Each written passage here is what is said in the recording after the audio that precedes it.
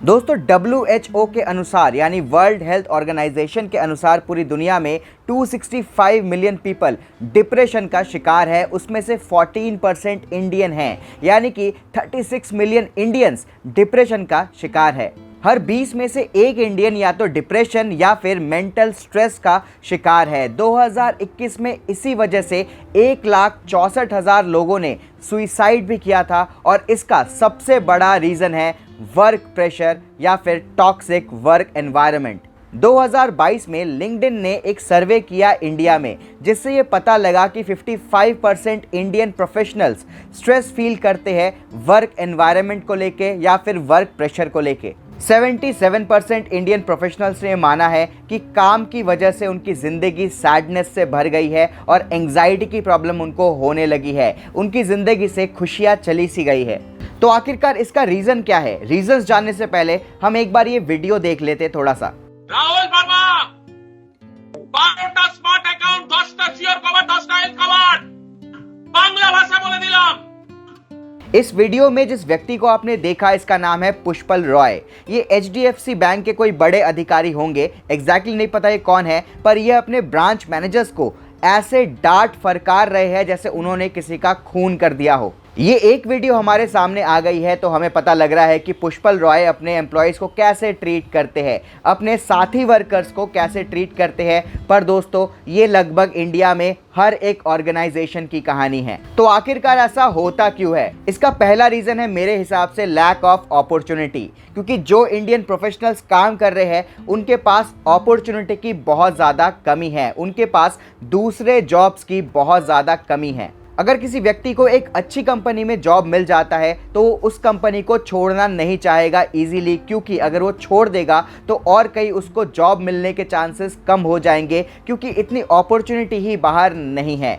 लोग इतने सारे कोर्सेज करके, इतनी पढ़ाई करके भी अनएम्प्लॉयड घूम रहे हैं यहाँ पे। तो जिनको जॉब मिल गई है वो कैसे उस जॉब को छोड़ सकता है, जिसका फ़ायदा कंपनी और मैनेजर्स उठाते हैं। मैनेजर्स कुछ भी बोलते रहे उनको सहना पड़ेगा, क्योंकि उनके पास दूसरी कोई अपॉर्चुनिटी नहीं है, उनको यहाँ पे टिक के काम करना ही पड़ेगा।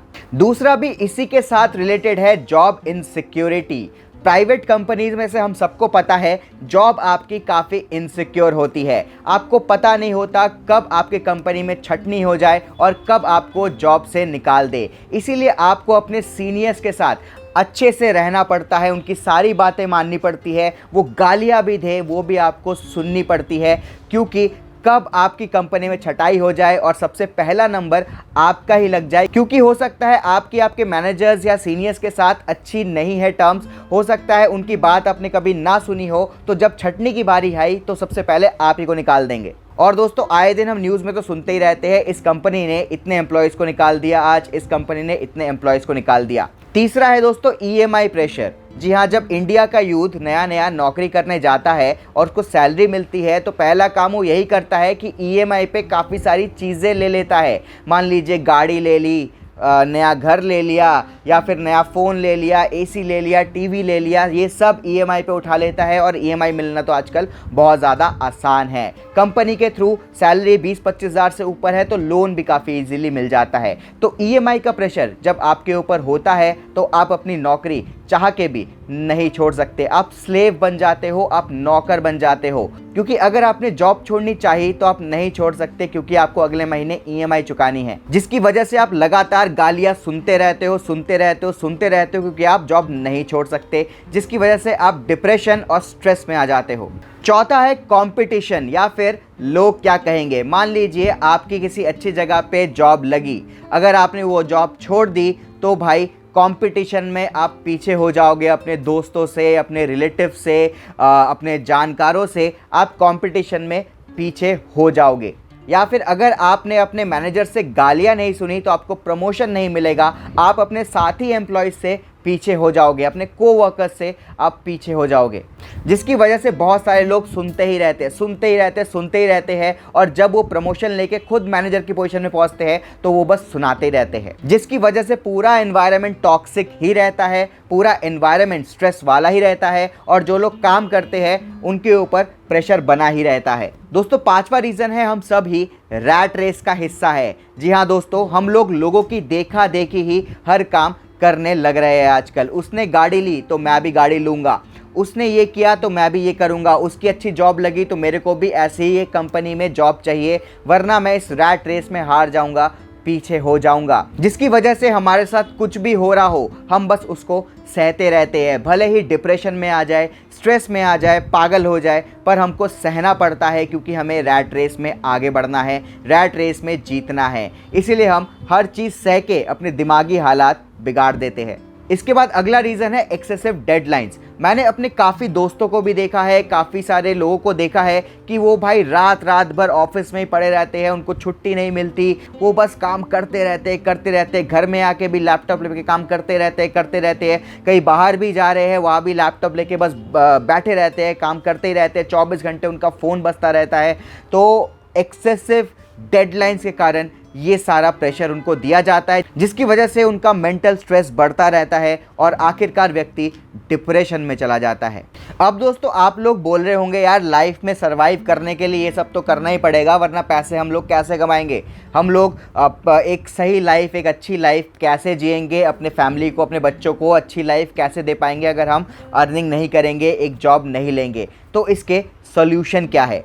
सबसे पहला सॉल्यूशन तो यही है कि गवर्नमेंट को और ज़्यादा जॉब अपॉर्चुनिटीज़ प्रोवाइड करानी पड़ेगी इंडिया में, ताकि लोगों के पास कई सारे ऑप्शन हो। अगर दोस्तों आपके पास ऑप्शन ही नहीं होगा कि यहाँ से निकल के आप कोई और जॉब ढूंढ पाए, तो आपको यहाँ पर ही टिके रहना पड़ेगा, गालियाँ खाती रहनी पड़ेगी। तो गवर्नमेंट के लिए सबसे पहला ये होना चाहिए कि जॉब अपॉर्चुनिटीज़ और ज़्यादा प्रोवाइड करे, ताकि नए लोगों को जॉब मिले ही पुराने लोग भी स्विच कर पाए। दूसरा है जो हमारे यंग लोग जिनको कि नई जॉब लगती है, जॉब लगते ही ईएमआई का प्रेशर अपने ऊपर कभी नहीं लेना चाहिए। एटलीस्ट 8-10 साल नौकरी कर लो, पैसे जमा लो, उसके बाद ईएमआई का प्रेशर अपने ऊपर लेना चाहिए, वरना स्टार्टिंग से ही, यंग एज से ही आप हमेशा 20, 22, 23 साल से ही आप फंसे रहोगे ईएमआई के जाल में। ईएमआई का जाल कभी भी ख़त्म नहीं होगा, 20-25 साल तक ईएमआई चलती रहेगी। एक ईएमआई ख़त्म होगा, दूसरा ईएमआई उठा लोगे आप। तो ईएमआई के जाल से बच के रहो स्टार्टिंग में ही। हाँ, बाद में आपकी सैलरी अच्छी हो, पैसा अच्छा जमा लिया आपने, कोई चीज़ लेना हो, अपनी सेविंग से खर्च नहीं करना चाहते, तब आप ईएमआई ले सकते हो, ताकि उसको चुकाने में कोई प्रेशर ना हो। तीसरा सॉल्यूशन ये है दोस्तों, आप अपने स्किल्स पे लगातार काम करते रहिए। अगर मान लीजिए आप जॉब करते हैं, तो जॉब से आके अगर 1 घंटा भी आपके पास बचता है तो कुछ नया स्किल सीखने पे टाइम दीजिए। आप कुछ नया स्किल सीखते रहेंगे तो अपॉर्चुनिटीज़ आपको मिलती रहेगी, आप और भी काम करते रह सकते हैं, या फिर आप अपने स्किल के बलबूते कंपनी में टिके रह सकते हैं। और जब आपका स्किल बढ़िया होगा, आप कंपनी के लिए अच्छा काम कर रहे हो, कंपनी को दिखेगा भाई ये बंदा बड़ा सही है, बड़ा ज़बरदस्त है, इसके पास बहुत सारी स्किल्स है जो कंपनी को फ़ायदा दे सकती है, तो कंपनी आपको कभी निकालेगी ही नहीं। या फिर चौथा ऑप्शन ये है कि नया स्किल सीख के आप जॉब के साथ साथ अपना कुछ पार्ट टाइम काम भी कर सकते हैं, अपना कुछ एक्स्ट्रा इनकम भी जनरेट कर सकते हैं। क्योंकि आप जॉब कर रहे हैं, जॉब कभी भी छूट सकती है, कभी भी कंपनी में छटनी हो सकती है, तब आप क्या करेंगे जब आपकी जॉब चली जाएगी? तो एक्स्ट्रा इनकम पे भी आपको फोकस करते रहना पड़ेगा। अलग अलग स्किल सीख के आप उससे इनकम जनरेट करने की कोशिश कीजिए, पार्ट टाइम जॉब करने की कोशिश कीजिए। जैसे कि यूट्यूब ही एक ऑप्शन है, ब्लॉगिंग एक ऑप्शन है, एफिलिएट मार्केटिंग एक ऑप्शन है। इसके अलावा कई सारे अमेज़ॉन, फ्लिपकार्ट, डिजिटल बुक लिखना, डिजिटल प्रोडक्ट्स वगैरह से हज़ारों ऑप्शंस है जिसको कि आप ढूंढ सकते हैं, पर उससे पहले आपको स्किल चाहिए। इसके अलावा पांचवा सॉल्यूशन ये है कि वो काम करें जो काम करने में आपको खुशी मिलती हो। जो काम में आप टैलेंटेड है, जो काम करने में आपको खुशी मिलती हो, वो काम कीजिए। अब आप बोलोगे भाई ये बड़ा क्लीशे वाला तूने वो बोल दिया कि भाई जो काम वही काम करो जिससे खुशी मिलती हो।